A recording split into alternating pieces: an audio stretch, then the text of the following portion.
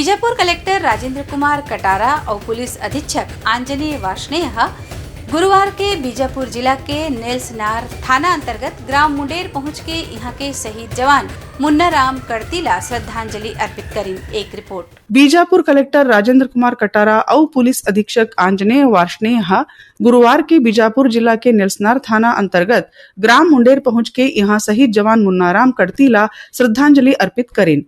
Collector और SP शहीद जवान के गृह ग्राम पहुंच के ओखर अंतिम यात्रा में शामिल होइन।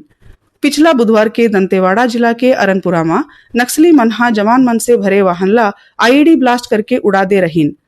एक घटना में डीआरजी के 10 जवान सहित एक वाहन चालक शहीद हो गए रईस। शहीद जवान मन में बीजापुर जिला के नेल्सनार थाना अंतर्गत ग्राम मुंडेर निवासी प्रधान आरक्षक मुन्ना राम कड़ती भी रहीन। ए अवसर में पुलिस प्रशासन और जिला प्रशासन के अधिकारी गण भी उपस्थित रहीन।